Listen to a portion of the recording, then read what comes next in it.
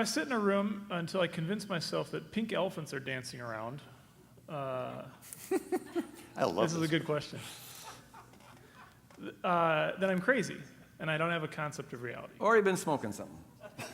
Or there's pink elephants dancing. Or there could be, right. If I can't convince myself of that, then I can't change my material beliefs. So, how can somebody change their belief on the existence of God? Oh. Right. Evidence, one way or the other, right? I mean, I think I don't know exactly what all is behind this question, but I think it's the kind of question that can help us get clear on something about Christianity that's often misunderstood. So I'll at least use it for that, and I suspect part of this is tied into it. And that's that we often call this thing that we call Christianity, we often refer to it as the Christian faith. And in our culture, the word faith tends to get juxtaposed as antithesis to reason or evidence or these sorts of things.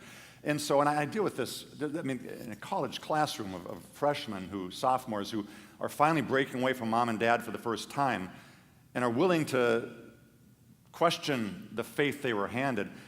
So many times it seems to them there's sort of this zero-sum game between faith and reason.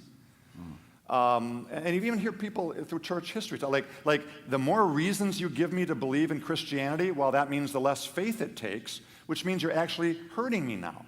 So that if you could actually prove God's existence to me, that requires no faith. Now I can't even be a Christian because Christianity is about faith, right? And you get into weird things like this. Or you can get into the opposite thing where you end up saying to people, since it is a faith, I'm not going to give you any evidence.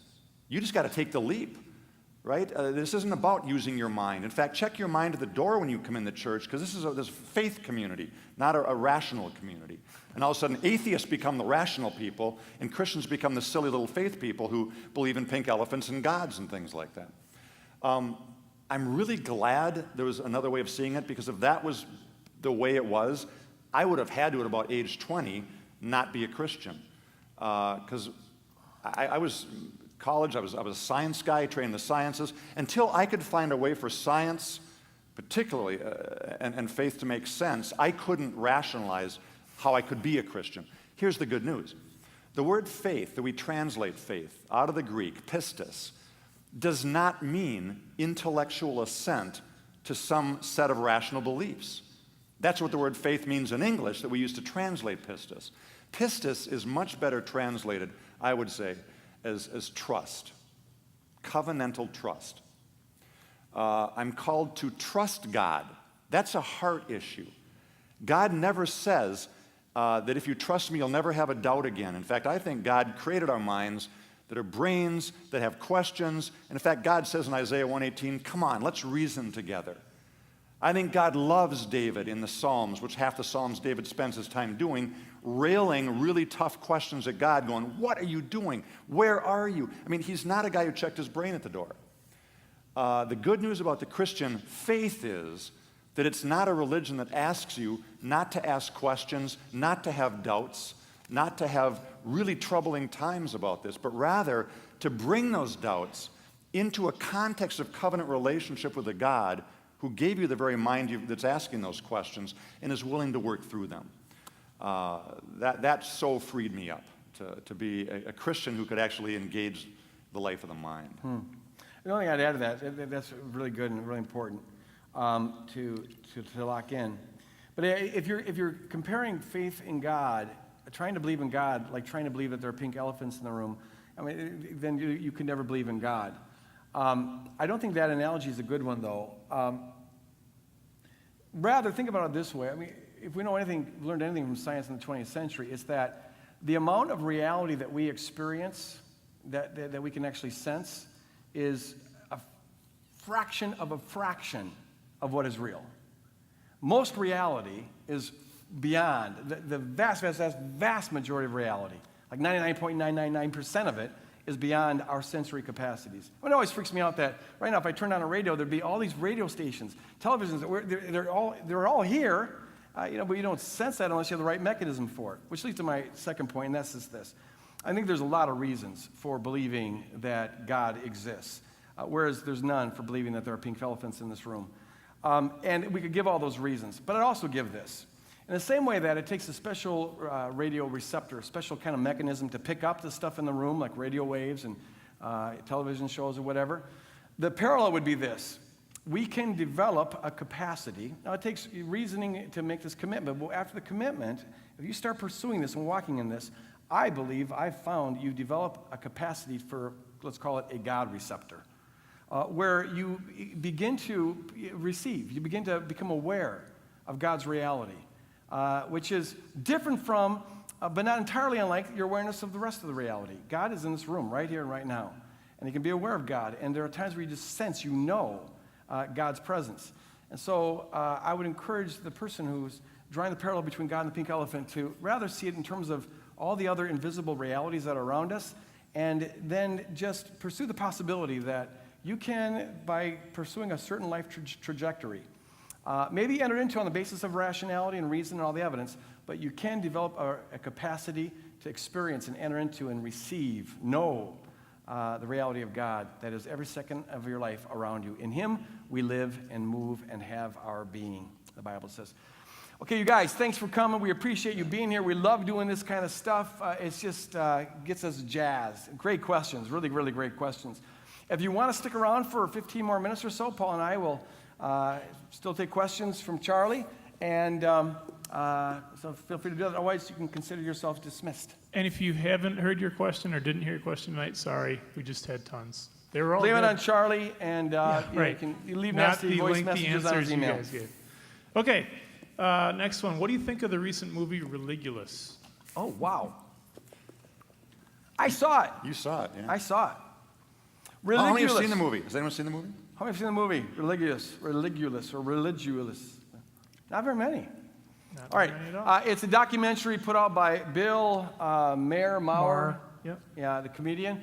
I'm going to blog on this. I was supposed to do it last week, and I never got around to it. But just thinking, I thought for sure that would be asked. I'm so surprised that question wasn't. I thought like a lot of people have seen this and were freaked out because I've gotten some emails from freaked out people. And I thought for sure we'd have some political questions. This is blowing my mind. But Religulous is a hard-hitting, sometimes nasty, sometimes very, very funny documentary about the silliness of religion. And I agreed with a whole lot of it because I'm not a fan of religion. I think it should be, in some ways, mocked and laughed at and whatever. And so I actually really enjoyed it. I know other believers who went and were thoroughly disturbed by it, but I will tell you that I thought it's real gross at times and blah, blah, blah. So I'm not recommending it. I'm just saying I thought a slam on religion was pretty good. And religion has done a tremendous amount of harm throughout history, the Christian religion and all other kinds of religion. And I think it's really good to point that out and be real with that. The job of the kingdom person is to distinguish religion from that. And that's where the documentary comes up very, very short. In fact, he basically equates faith with religion that he's slamming. The weakest points of the film, in fact, the two main points I would disagree with was that he just assumes the Gospels are unreliable. He assumes there's no rational grounds you can ever give for believing in Jesus. He assumes that they're all myth. And then he throws out of thin air without any kind of documentation, and he pronounces it as fact that the Jesus story is just sort of a Jewish ripoff from Egyptian mythology. More specifically, the Isis, Iris, Horus mythic tales that were told in ancient Egypt. There are profoundly good, strong reasons for believing the Gospels are basically reliable and give us an accurate portrait of Jesus Christ. If you're interested in that, see the book that Paul and I wrote, The Jesus Legend, or the popular version is called Jesus Lord of Legend. There's my advertisement for the night. But it was just aggravating for me. At that point, I got mad. Because he doesn't interview any New Testament scholars, never called us. In fact, in the whole thing, there's only one intelligent Christian that he talks to, and I don't mean to bash the people who weren't there, but they wouldn't be in a position to know the answers to the questions he's throwing out. And the one expert that he talks to is an expert on genes, on genetic theory, not the Bible, but he asks him all these questions on the Bible. So in that sense, it is profoundly unfair. Bottom line is there's good reasons for believing the Gospels are historically reliable. And the claims that he makes about the parallels between Horus and Jesus, we've read those stories. We've written on them in the Jesus legend, and I think 95% of that he's just making up. I suspect he's getting it from a movie. I don't know this for sure. But he's making the same claims that this movie Zeitgeist made. That's been on the internet, and people have been getting freaked out. And I'm not sure where Zeitgeist is getting it, but there are several popular level tracts that have been written claiming this without good substantiation. And so I'm suspecting, and I'd like to look into this, but I think this is like the equivalent of an urban legend. Somebody just pontificates this. There's a little bit of truth on some parallels. You can see some kind of parallels, but nothing you could ever build a theory on. But they just go overboard and kind of just start propounding this stuff. Somebody picks it up and does a little more. Then it gets into a movie, and now it becomes credible, and now it's on this major documentary. Looking into it, there's just not any substance there. He claims that Horus walked on water, had 12 disciples, had a father named Joseph, had a mother named Mary, raised some people from the dead, all these other kind of things. And there's just no evidence for that.